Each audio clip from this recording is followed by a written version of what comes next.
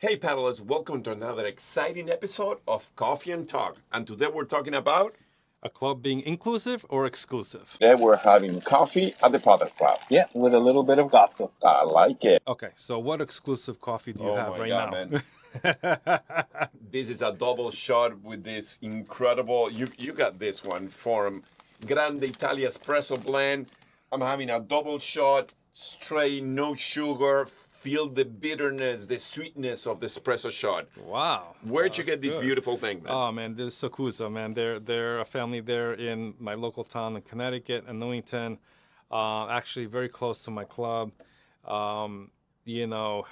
Great coffee. I got double espresso, a little bit of cream, kind of like a cortado. I might be drinking this more and more. It's really good. They have 3 in their collection. Great coffee. I Great. love it. Okay, so let's talk about exclusive or inclusive. Yeah. So I feel exclusive and you feel inclusive, right? Yeah, so I feel like I'm involved with everybody, and you're there in the corner by yourself. Exclusive. Very by yourself. exclusive.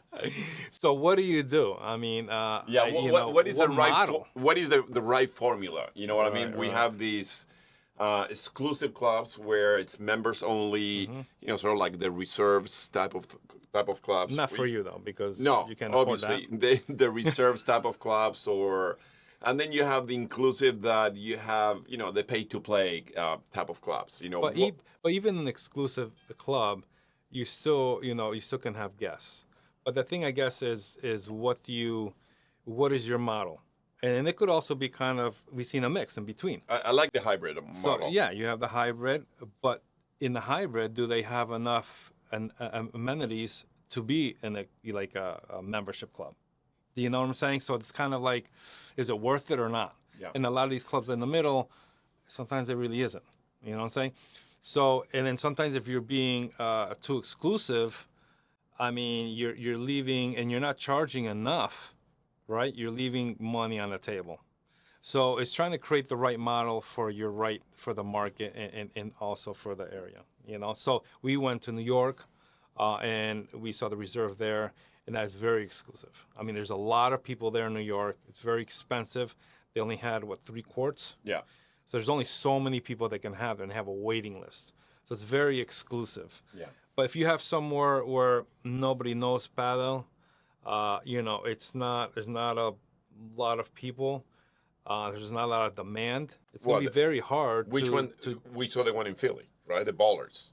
Yes. Ballers is going to be sort of like Wow. a hybrid, which is an unbelievable club. So you have the membership and also the pay to play. Yeah, that one. I mean, well, only because there's not paddle there. But if there was, that type of location definitely could be exclusive. I mean, you see that place. That place is like a country club. I mean, it's pretty amazing. Yeah. But I think because it's new and there's not a lot of people know about paddle. So I think it's kind of like a hybrid, which I think is a smart thing. I think that the best way to go is sort of like the hybrid. But when you do the hybrid, you have to really predefine what the members get. Right. And make it exciting for the members to be They want to feel exclusive special. members. They want to feel they want to feel special compared to the pay to play. Right. With the limited amount of courts that you have and the limited amount of amenities that you can offer. So finding that happy balance is the key for you to have a successful club. Now, at the end of the day, you want to monetize every single thing, and that's why everybody's going hybrid, because you get the revenue of the memberships every single month, and then you add that the pay to play membership But as like well. I said, you have to add the perks, right? So if you're gonna do members, I mean, everybody's doing discount on courts. You can do 1 week ahead of time. But what else? Yeah. I mean, I suggest creating little events, with DJ and food and stuff like that, and that's kind of for members, so they feel like they're part of something. Yeah.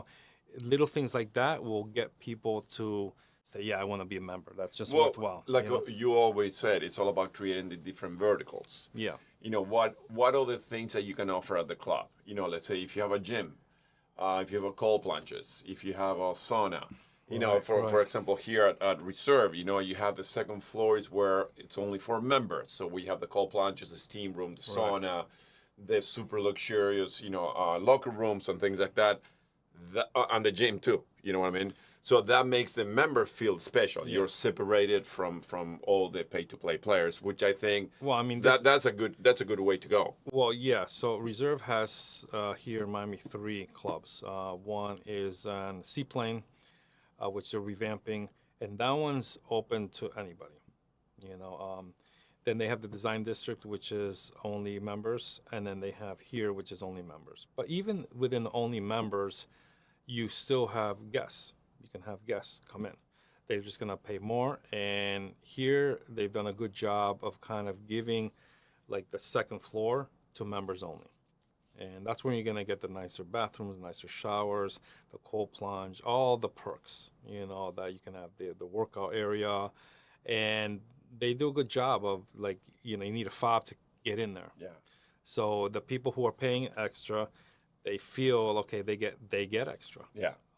Which is important because if you're paying a membership and after 2-3 more months, everybody's using the same amenities and you don't feel like there's anything special, I mean, why would you be a member? Now, when you talk about creating that special verticals for the members, now you're limited to what the club has. You know what I mean, or Right. the way the club is structured, or the way you were able to build it as a club owner.